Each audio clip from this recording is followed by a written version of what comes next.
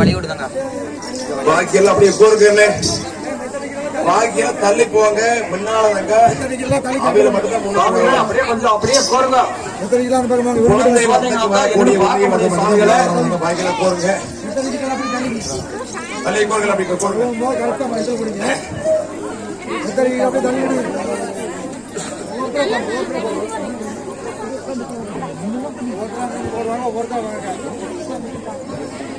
தாமரையின் தவாரலைக்கு தேவர் மூவர் யாவர்களும் தானே காட்சிகளிக்கின்ற பொழுது அப்ப சிவபெருமான் பார்த்தார், என்னே தாமரை உன் தவாவானை மெச்சுகிறோம்.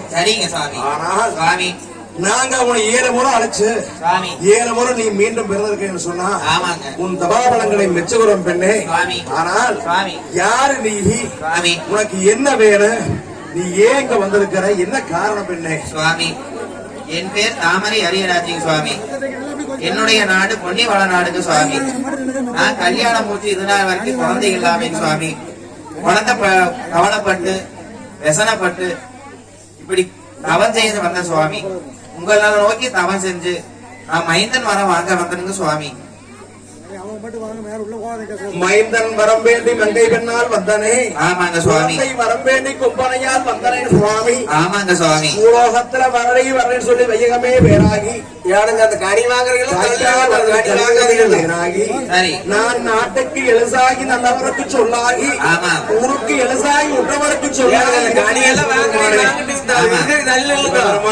அப்படின்னா எல்லாரும் தெரியும். எனக்கு கனி வாங்குறேன், கொஞ்சம் வலியோட்டு நில்லுங்க. கொஞ்சம் வலியுறுத்தி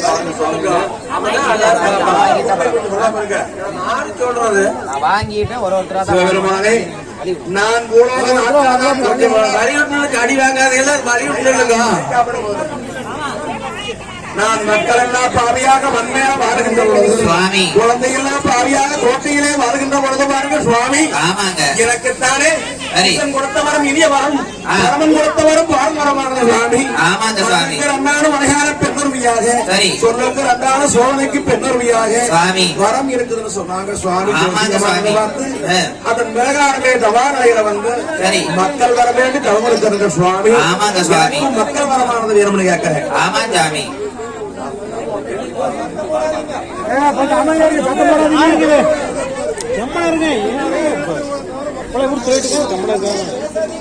பாக்கி எல்லாம் கோருங்க, போனா கொஞ்சம் அமைதியா இருக்க.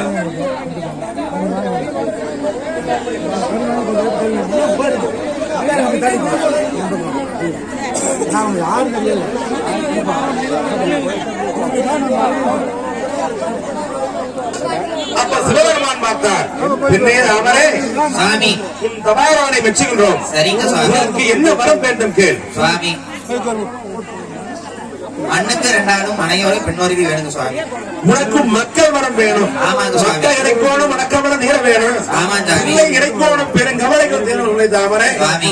ஆனால் சுவாமி உன்னுடைய ஏறெடுத்து பார்க்கின்ற பொழுது சரிங்க சுவாமி. உனக்குத்தானே சுவாமி மண்ணுக்கு 2 மனையார பெண்ணும் சொல்லுக்கு 2 சோலைக்கு பெண்ணுடையாக சுவாமி உனக்கு 3 மக்களுக்கு வரம் இருக்கிறதில்லை. உண்மைதானே சுவாமி. ஒரு மனிதன் தானே சுவாமி 90 ஆண்டு காலங்கள் இருந்து சுவாமி நோய் நொடியோடு வரக்கூடிய சுவாமி மகனுக்கு வர வேணுமா? எனக்கு சுவாமி. சமத்தான பிள்ளைகளுக்கு வர வேண்டுமா? பெண்ணே எனக்கு சுவாமி 10 நாள் இருந்தாலும் பாருலகே ஆள வேணுங்க சுவாமி. கொஞ்ச நாள் இருந்தாலும் கொடிக்கட்டி ஆள வேணுங்க சுவாமி என் மக்கமார்கள். ஏன்னு கேட்டா என்னுடைய சீமைகளை எதிரி பகவானிகள் அதிகம் சுவாமி. அதனால எனக்கு சமத்தான பிள்ளைக்கு வர வேணுங்க சுவாமி. கொஞ்ச நாள் ஆண்டாலும் கொடிக்கட்டி ஆள வேணும், 10 நாள் ஆண்டவதும் பட்டம் கட்டி ஆள வேணும் சுவாமி. எனக்கு மூலகத்துல பங்கும் பங்காளி வகையாளியாக இருக்கிறாங்க, எதிரி வகையாளி எனக்கு அதிகமாக இருக்கிறாங்க. என் மக்கமார்கள் கொஞ்ச நாள் ஆண்டாலும் கொடிக்கட்டி ஆள வேணும், 10 நாள் வாழ்ந்த போதும் பட்டம் கட்டி ஆள வேணும், சமத்தான விலைக்கு வர வேணும்னு கேட்கிறேன். உனக்கு அதன் பிரகாரமே சமத்தான விலைக்கு வரம் கொடுக்கிறோம், கவலை இல்லாமல் இருக்கும் என்று சொல்லி ஈஸ்வரன் தான் அப்போ பச்சிலைய தகனம் பண்ணி பூவும் கனியுமானது எடுத்து தாமரைக்கு மண்ணுக்கு 2 மனையான பெண்ணுருவி சொல்லுக்கு 2 சோதனைக்கு பெண்ணுருவியாக தாமரைக்கு ஈஸ்வரன் 3 மக்களுக்கு அப்ப வரம் கொடுக்கிறார்.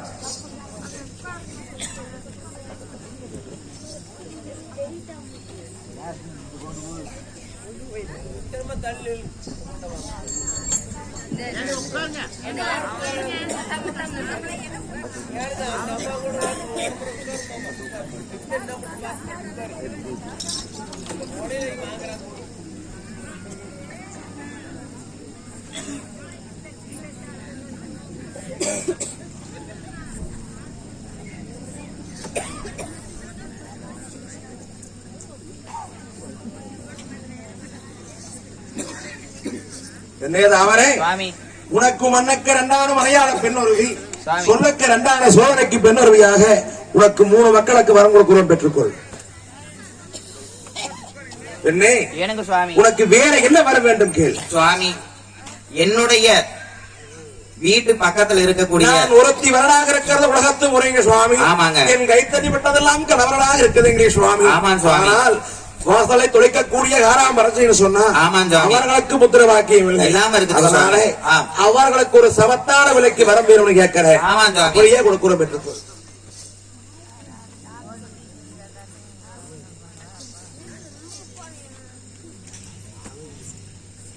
பெண்ணே தாமரை உனக்கு மீண்டும் வேற என்ன வர வேண்டும் கேள். ஆனால் சுவாமி வெள்ளை வளநாடு விசனகிரி பட்டணம் செல்கின்ற பொழுது என் பிறந்தவனுடைய இல்லத்துல தானே என்னைய கேவலப்படுத்தி அனுசோத்து முடிக்கிறாங்க சுவாமி. சுவாமி நான் அதனால வரங்க அங்கே இருந்த 14 ஆண் குழந்தைகளை ஆனால் சாபங்களானது கொடுத்து அந்த குழந்தைகள் 14 குழந்தைகளும் ஆண்டு விட்டாங்க சுவாமி. ஆனால் என் மக்களார் நாளைக்கு வடநாட்டை ஆட்சி பரிமாறம் செய்கின்ற பொழுது மணியன் குளிர்ச்சிகளே மணிக்குழந்தா கவுண்டர் நாட்டிலே அண்ணன் சிவக்குழந்தா கவுண்டர் மலைக்குழந்தா கவுண்டருடைய இல்லத்திலே என் மக்கமார்களுக்கு காத்த பயணத்துக்கு கையாளாகவும் தூரத்த பயணத்துக்கு துணையாளாகவும் தானே அவர்களுக்கு ஆளுக்கு ஒரு குழந்தை ஆண் குழந்தைக்கு வரம் கொடுக்க சுவாமி என்று கேட்கிறார் தாமரை. இது கேட்ட சிவபெருமான் என்னே உனக்கு அதன் பிரகாரமே வரம்மா மணியன் குளிர்ச்சிகளே ஆளக்கூடிய மறைக்குழந்தாக்க ஒன்று மக்கள் சிவக்குழந்தாக்க ஒன்று மலைக்குழந்தாக்க ஒன்றுகளுக்கும் அவர்களுக்கும் காத்த பயணத்துக்கு கையாளாகவும் தூரத்த பயணம் போன துணையாளாகவும் அவர்களுக்கு ஆளுக்கு ஒரு ஆண் குழந்தைக்கு வரம் கூறம் பெற்றுக்கொள். அவரே உனக்கு வேற என்ன வர வேணும் கேட்க வடநாட்டில் இருக்கக்கூடிய அனைத்து ஜீவன்களும் வரலாக இருக்குதுங்க சுவாமி. இறக்கப்பட்ட 1000 பட்சிகளுக்கும் பட்சிகளுக்கெல்லாம் தானே வடநாடு வரட்டு பிணிகள் நீங்க வேணும், நாட்டு மக்கள் யாவரும் மக்களை பெற்று மகிழ்ச்சியாக வாழ வேணும் சுவாமி என்ன சொல்லி வரம் கேட்கிறாயா என்று சொல்லி பெண்ணே தாமரை நாட்டு மக்கள் யாபகம் தானே சாமி. வளநாடு வரட்டு பிடிகள் நீங்கி சாமி. நீ மக்களை பெற்று மகிழ்ச்சியாக வாழ்வதை போல நாட்டு மக்கள் யாவரும் மக்களை பெற்று மகிழ்ச்சியாக வாழ்வாங்க தாமரை. பெற்றுக்கொள் சுவாமி. பெண்ணே, அது மட்டும் இல்லைங்க சுவாமி, வாசலிலே காத்திருக்கும் வழுக்கு நாய்க்கு ஒரு வரம் வேணுங்க சுவாமி. எப்படிப்பட்ட வரம் வேணும் சுவாமி? ஒரு பல்லுக்கு 16 நஞ்சு கலந்த விஷத்தோட கூடிய ஒரு சின்ன குட்டிக்கு வரம் வேணுங்க சுவாமி. ஆனால் சுவாமி, நான் மரத்துக்கு வருகின்ற தாசப்பன்றியான சபதமானது போட்டு கள்ளக்கவி 6 மாதம் உள்ளக்கவி 6 மாதம் தவம் இருந்து 7 குட்டிக்கு இளைய குட்டியாக மக்கள் வரமானது வாங்கி வந்து நாளைக்கு நான் மக்களை பெற்றெடுத்து வடநாட்டில் ஆட்சி பரிவாரம் செய்கின்ற பொழுது இந்த பன்றியுடைய மகன் வந்து என் மக்களோடு போர் செய்வதாக சொல்லி சத்தியமானது பண்ணிட்டு போயிருக்குது சுவாமி. அந்த சத்தியத்துல பாருங்க, இந்த பன்றியுடைய மகன் வந்து நாளைக்கு போர் செய்கின்ற பொழுது அந்த பன்றியை ஜெயிக்கிறது போல சரி என்னுடைய வழக்கு நாய்க்கு ஒரு குட்டின்னு சொன்னா குறைக்காத மூலியாக 3 சான் உயரம் 3 சான் நீளம் உள்ள ஒரு குறைக்காத மூலியாக ஒரு பல்லுக்கு 16 நஞ்சு கலந்த கொடிய விஷங்களோடு என் வழக்கு நாய்க்கு ஒரு குட்டிக்கு வரம் கொடுங்க சுவாமி. கேட்கிறாயா? பெற்றுக்கொள் சுவாமி. வேற என்ன வேணுங்கள் என்று சொல்ல அப்ப சொன்னார் ஈஸ்வரி வார்த்தை விட்டு, சிவபெருமானே இத்தனை வரங்களை எல்லாம் கொடுத்தீங்க, நீங்க கொடுத்திருக்கிறீங்க. ஆனா வருடைகள் காட்டிலே அன்னவரை கல் சமைச்சு வந்தனே சுவாமி. ஆமாங்க சுவாமி. அன்னவரை இறப்பறக்கு எனக்கு அதிகவரமானது வேணுங்க சுவாமி என்று கேட்டார் தாமரை. அதன் பிரகாரமே வருடைகள் காட்டில கல் சமைச்ச கிழவனை இறப்பறக்கு தாமரை ஈசனிடத்தில் வரம் வாங்கினார். அது மட்டும் இல்லாமல் சுவாமி ஈஸ்வரி பார்த்தார், சிவபெருமானே இத்தனை வரங்களை நீங்க கொடுத்திருக்கிறீங்களே, நானும் தாமரைக்கு ஒரு வரமானது கொடுக்கிறேன் சொல்லி ஒரு மாங்கனி எடுத்து மாங்கனி எடுத்து அப்ப ஈஸ்வரியானது திட்டுச்சு மாங்கனியை கொடுத்தார். இந்த மாங்கனியானது நாளைக்கு தங்காலுக்கு உதவட்டும் சொல்லி மாங்கனியை கொடுக்கிறார் ஈஸ்வரி.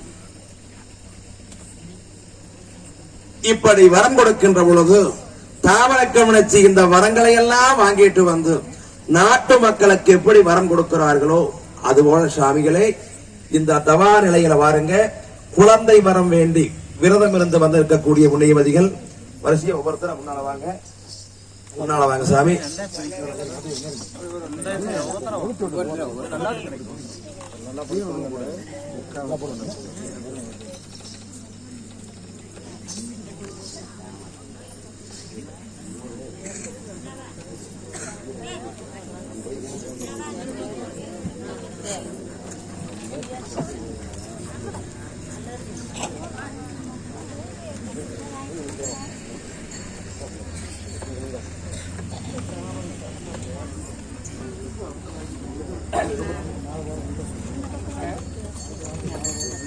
இந்த கனியை வாங்கிட்டு தாங்க பந்தர்கள் போய் போடுங்க வரிசையா. நாங்க கீழே வந்து விளக்கம் சொல்லுவோம், கொஞ்சம் சாப்பிட்டுக்கலாம்.